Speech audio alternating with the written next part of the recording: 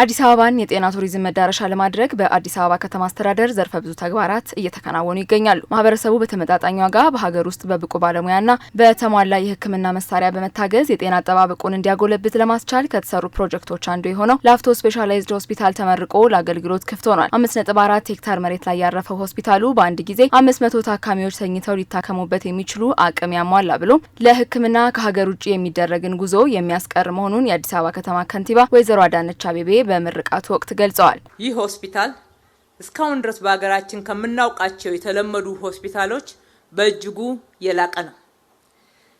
ይህም በጤናው ዘርፍ የኢትዮጵያን አዲስ የብልጽግና የለውጥ እና ከፍተኛ የቴክኖሎጂ ምዕራፍ ያበሰረ አንዱ አሻራችን ሆኗል። በ5.4 ሄክታር መሬት ላይ ያረፈ 17 ዘመናዊ ህንፃዎችን አስተሳስሮ የያዘ በአንድ ጊዜ እስከ 500 ህሙማንን አስተኝቶ የማከም አቅም ያለው ሆስፒታል ነው። ሆስፒታሉ በአሁኑ ወቅት በሀገራችንም ሆነ በዓለም ላይ በከፍተኛ ሁኔታ እየጨመሩ የመጡትን እንደ ካንሰር፣ የልብ ህመም እና የነርቭ ህመምን ከባድ የጤና እክሎችን ለማከም ልቀትና ጥራት ባለው አገልግሎት ማከም እንዲቻል መሰረተ ልማት የተሟላለት ነው። በመሆኑም የዚህ ሆስፒታል መገንባት ለሕክምና ወደ ውጪ የሚደረገውን ጉዞ፣ እንግልት፣ ወጪ ሊያስቀር የሚችል ነው። ሆስፒታሉ ዘመኑን የዋጁ ቴክኖሎጂዎችን ያሟላ መሆኑን ያነሱት ከንቲባ አዳነች አቤቤ ሆስፒታሉ በውስጡ ያካተታቸውን የሕክምና መሳሪያዎች ገልጸዋል።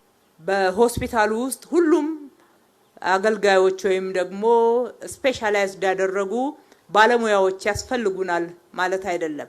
ከውጪ ጭምር በሲስተሙ ሕክምናውን ማገዝ የሚቻልበትና ተቀናይቶ መስራት የሚቻልበትን እድል የከፈተ ነው። መሳሪያዎቹን ጥቂት ለመጥቀስ ያክል ፒቲ ስካን የቅድመ ካንሰር ምርመራ ማሽን በምስራቅ አፍሪካ የመጀመሪያ የሆነ ሰው ሰራሽ አስተውሎት የተገጠመለት የ2026 የመጨረሻው ዲጂታል ቴክኖሎጂ ነው። ሁለተኛው በኢትዮጵያ የመጀመሪያ የሆነ 3 ቴስላ ኤምአርአይ የሂሊየም ትነትን ሙሉ በሙሉ የሚያስቀር ድንቅ መሳሪያ የተገጠመለት መሆኑ ነው። ሶስተኛው ሲቲ ስካን 640 ስላይት ልብ ለአንድ ጊዜ ምታት ሳትጨርስ ሙሉ ምርመራ በማድረግ ፈጣን ምርመራ የሚያደርግ ቴክኖሎጂ የተገጠመ መሆኑ ነው።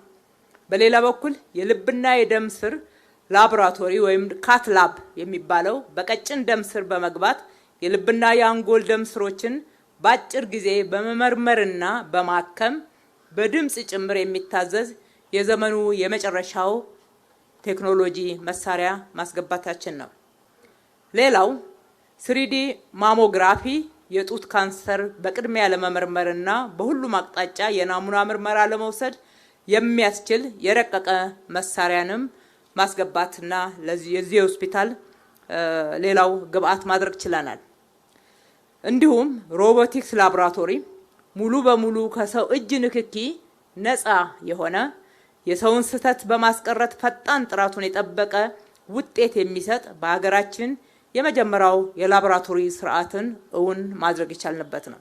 ከንቲባዋ የሆስፒታሉ መገንባት ከተማ አስተዳደሩ ለሕዝቡ ጤና ደህንነትና ክብር ያለውን ቁርጠኝነት በተግባር ያሳየበት መሆኑን ገልጸው ግንባታው ሙሉ በሙሉ በከተማዋ አቅም የተከናወነ መሆኑን ተናግረዋል። ከነዋሪዎችን ባሻገር ለሌሎች የውጭ ሀገር ዜጎች ዘርፈ ብዙ አገልግሎት ይሰጣል ሲሉም ነው ያከሉት። ይህ ታላቅ ሜጋ ፕሮጀክት የከተማ አስተዳደራችን ለሕዝቡ ጤና ደህንነትና ክብር የሰጠውን ትልቅ ትኩረት በተግባር ያሳየንበት ነው። ግንባታውም ሆነ የሕክምና መሳሪያው ከውጪ ምንም አይነት ብድርም ሆነ እርዳታ ያልተወሰደበት በከተማው አስተዳደር በጀት የተገነባ ነው።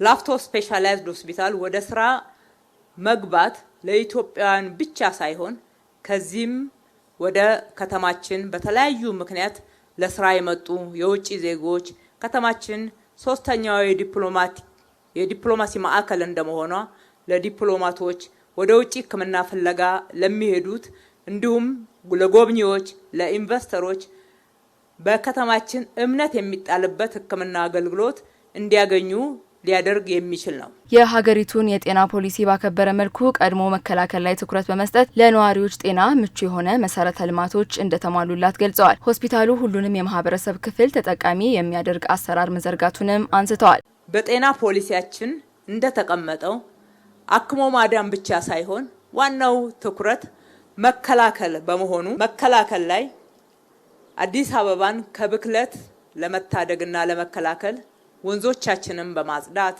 ጽዱ አረንጓዴ ህፃናት ቦርቀው የሚያድጉባት አካባቢዎችና ሰፈሮችን በመገንባት በቂ ስፖርት ማዘውተሪያዎች፣ የእግረኛ መንገዶችን በማስፋት ለመኖር ምቹ የሆነች ከተማ አድርገን በርካታ ሰፈሮችን መቀየር ችለናል። ይሄ ከጤና አንጻር ትልቅ ትርጉም የሚሰጠው ነው።